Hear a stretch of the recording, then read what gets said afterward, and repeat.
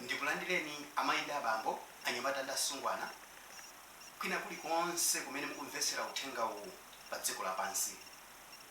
Tiyamike chifukwa cha Mulungu wakumwamba pakutipasa nthawi ya mtengo wapatali yakumvetsera uthenga wake, umene tikuzindikira kunena kuti zidzafika nthawi zowawitsa zimene mawu ngati awa sadzapezekanso kuti tikamvetsere. Angakhale alaliki amene anapasidwa ntchito yakulalika sadzapezeka kuti akalalikire uthenga. Inu ndine tidzasakasaka pena paliponse kuti tikapeze choonadi, koma tidzachikanika kuchipeza. Mabaibulo amene ife tikugwiritsa ntchito tsiku la lero adzapezeka nthawi imeneyo kuti achotsedwa pakati pathu. Kotero ndi nthawi ya mtengo wapatali imene ife tili nayo mu nthawi ino. Angakhale tikukumana ndi mavuto osiyanasiyana, komano Mulungu wakumwamba watipasanso mwayi wonena kuti tikamvetsere zimene iye Mulungu wakumwambayo akufuna kuti ife tikachite, potengera zimene iye Mulungu wakumwamba anazilemba mu buku lopatulika. Uthenga wathu wa tsiku la lero mutu wake ndawutchula kunena kuti kodi mwasambadi? Kodi mwasambadi? Malingana ndi nyengo yovuta imene tikukumana nayo pano, imene anthu pa dziko lonse lapansi akumana ndi nthenda yoopsa imene ikutchulidwa kunena kuti COVID kapena kuti corona, imene ndithu aliyense pa dziko lapansi ali nayo mantha chifukwa ndi nthenda imene ingathe kukupeza uli pa khomo. Nthenda imene ikufalitsidwa kupyolera mu mpweya umene timatha kuupuma angakhale tisakuzindikira kunena kuti kodi chimene tikupumacho ndi chani. Inu ndine timazindikira kunena kuti mpweya sitingathe kuona ayi. Kotero nkotheka mpweya umene kulowa mphuno mwathu komanso mkamwa mwathu ndi kutipasira matenda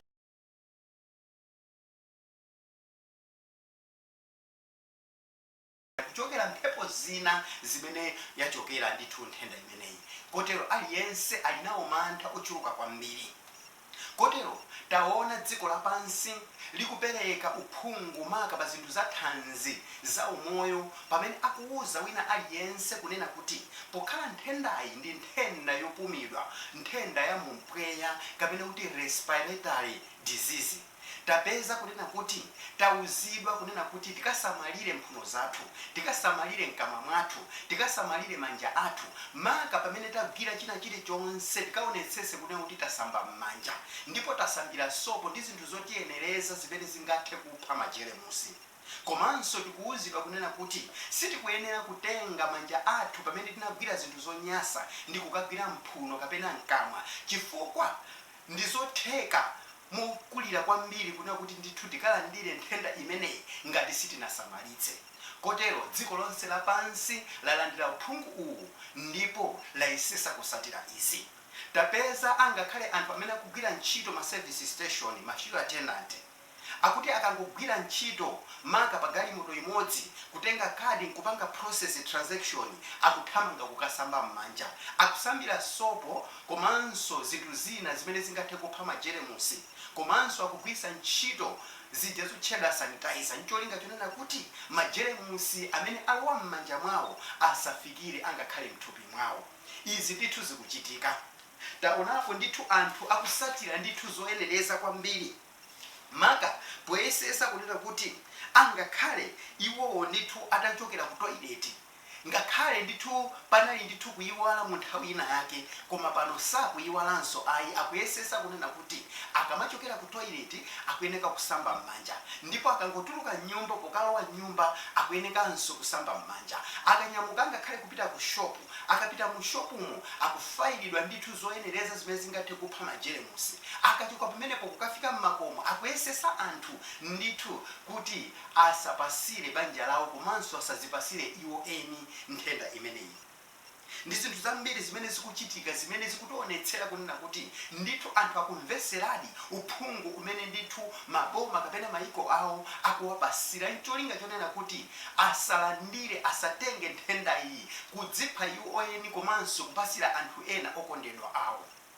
Koma funso limene ndili nalo ndilonena kuti titatha kumvesera boma, titatha kumvesera anthu amene ndithu ali ofunikira kutipasa uphungu ngati uwu wa thanzi, kodi inu ndineyo kusamba kumene tikusatiraku zonse zimene tikuchitazi zinthu zoyenereza zimene zingathe kutithandizira ku moyo yathuzi tikuona kunena kuti titatha kusatira zimenezizi moyo wathu umene tikukhala siku ndi siku tikanasatira kuchita moyenerera monga mmene anthuwa akutiuzira ife nkukazisatira kodi tikuganiza kunena kuti kumwamba sitikanatha kukalowa.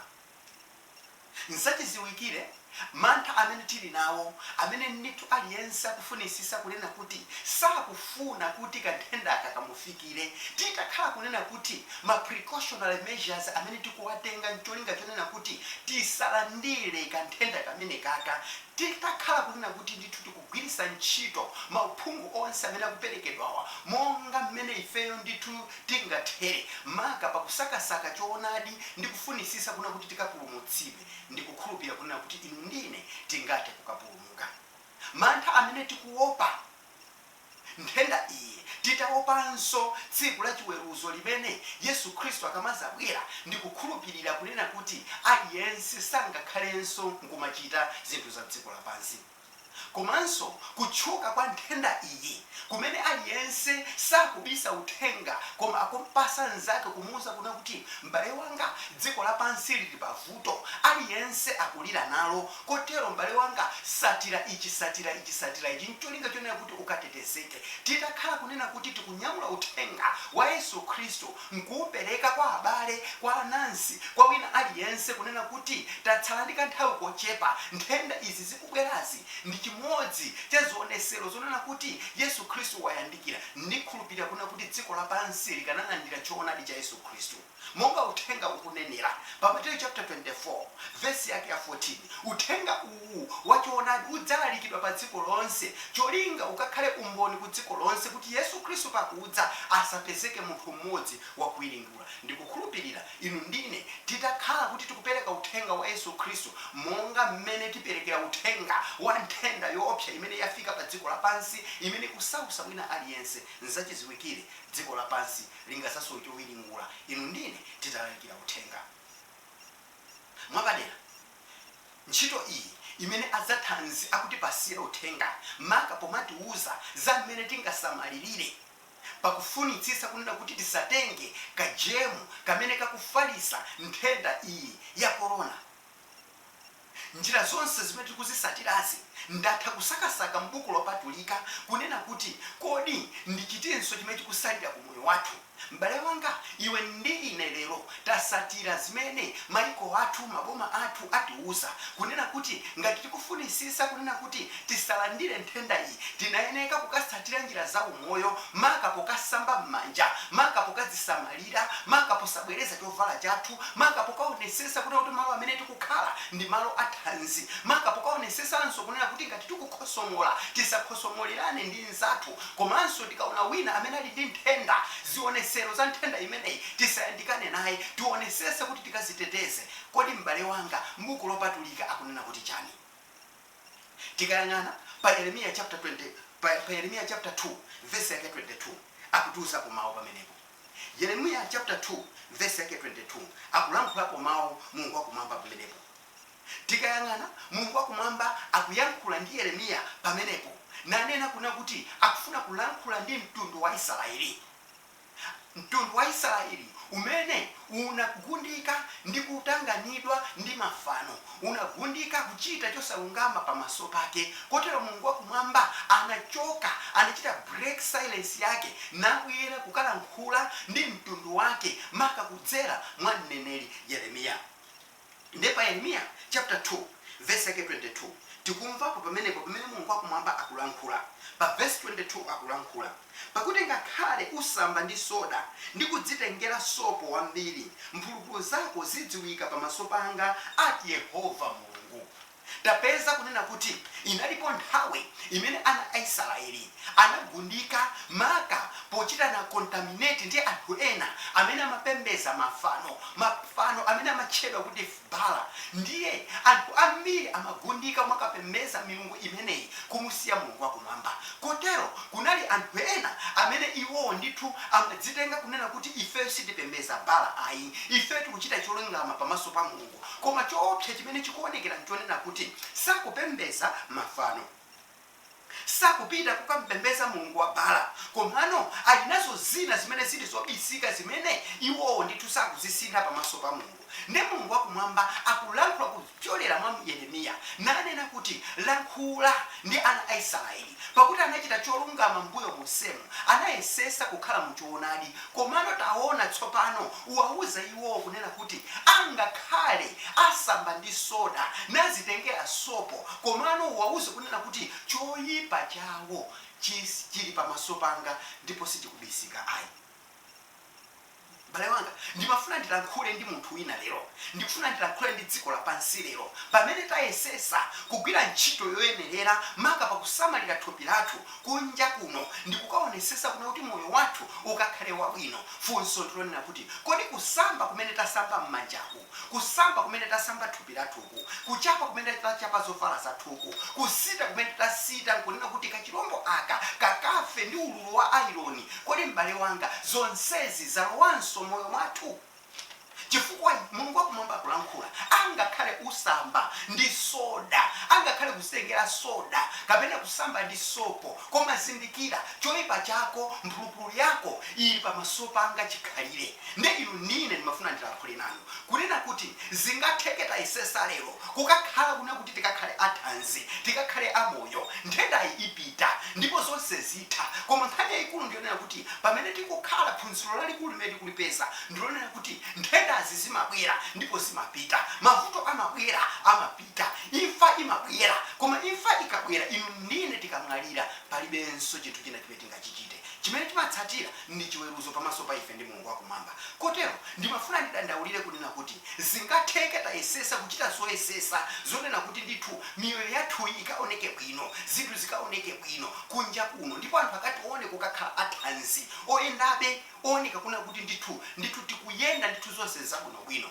koma funso ndilonena kuti kodi miyoyo yathu itayipasa treatment yofanana ndi mmene thupi lathu talipangira?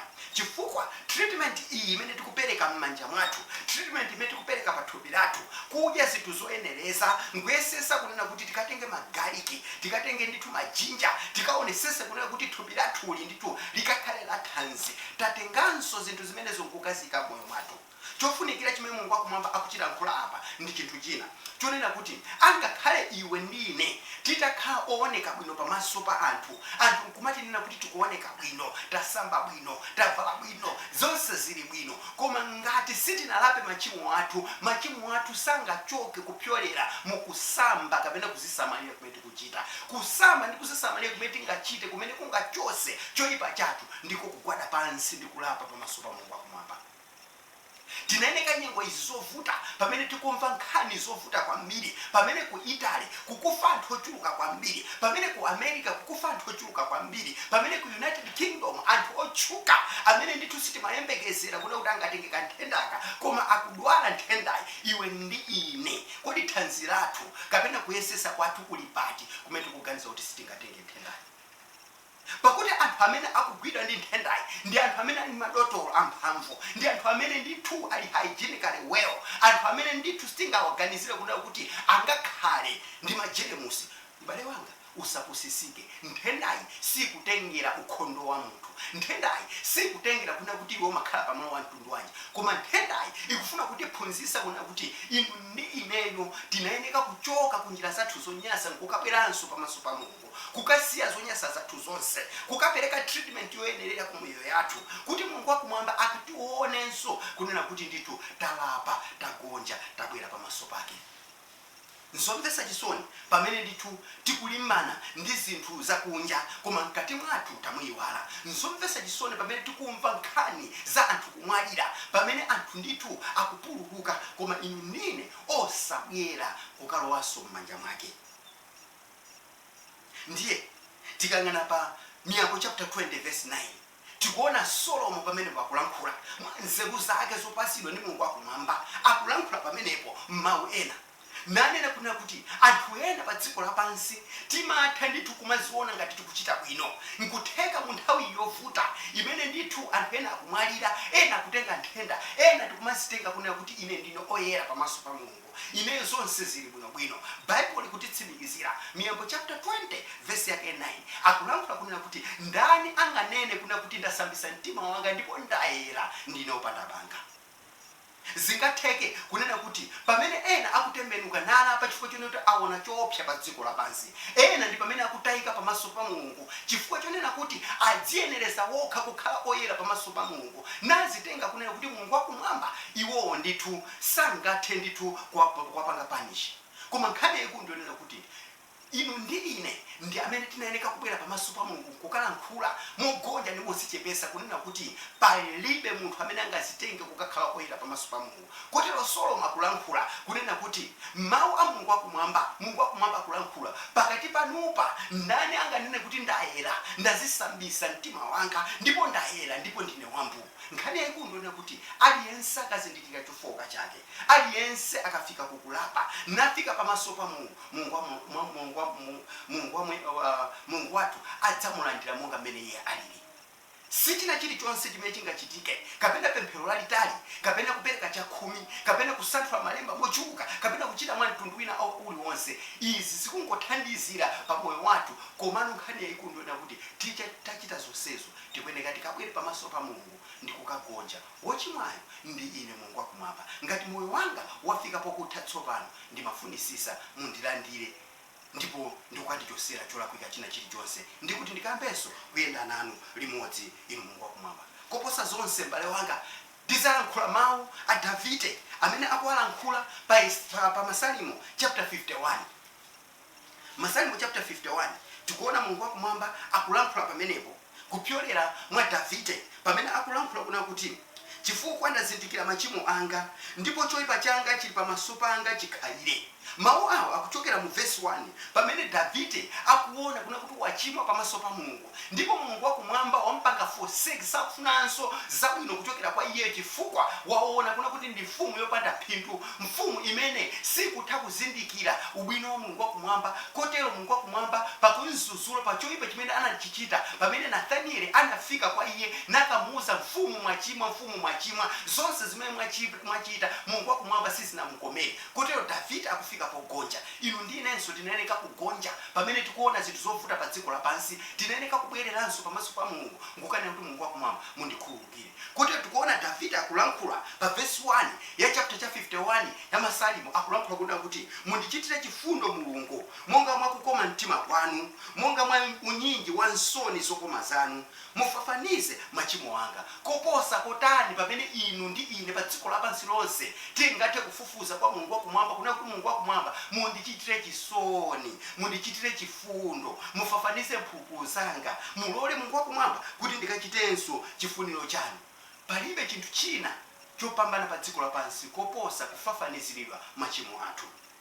Ndakupitiza pa verse 2 pamene akuona kuti mubwereze kundisuka mphulupulu yanga ndipo mundiyeretse kundichotsera choyipa changa, chifukwa ndazindikira machimo anga ndipo choyipa changa chili pamaso panga chikhalire. M'bale wanga, nzovuta kunena kuti anthu pa dziko lapansi timatha kudzikhululukira tokha, kungokhala kunena kuti ine ndi Mulungu wakumwamba tikuzindikirana, ndikukhulupirira kunena kuti mmene nachimwira muja panopa Mulungu wakumwamba wandikhululukira, ayi basi zathera momwemo. Komano m'bale wanga, angakhale utakhala nkunyozera nkumaganiza kunena kuti machimo amene tawachita abisika pansi pa mabedi athu, pansi pa mphasa zathu, koma Davide anazindikira kuti choyipa changa chili pamaso panga chikhalire.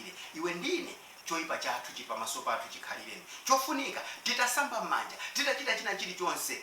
Yeremiya akulankhula kunena kuti angakhale utasamba nozitengera soda, angakhale sopo wamphamvu mwa mtundu wanji, onunkhira mwa mtundu wanji, choyipa chimene inu ndine tachichita sichidzachoka pamaso pa ifeyo. Koposa zonse nkongofunika kukalapa. Kongofunika kukalapa, tikalapa Mulungu wakumwamba adzatikhululukira. Mulungu wakumwamba akhale nafe atitsogolere. nalola kunena kuti kupyolera mu nyengo zovuta zimene timakumana nazo siku ndi siku, inu ndi ineyo tikabwerenso pamaso pake ndi kukalapa, kukadzikhuthula ndi kukalola kunena kuti pamene m'manja mwathu mukuyera, thupi lathu likuyera, kupyolera kusambira sopo, kusambira zinthu zofunikira kwambiri ndi kudzipopera maperfume, mitima yathunso nayonso ikapoperedwe perfume ndi masopo onunkhira kwambiri, kuti pamaso pa Mulungu tikanunkhire ndi kukaoneka kuti ndifedi ana ake amene takuyera titatayirira mu nyengo zonse. Mulungu wakumwamba alemekezeke. Amen.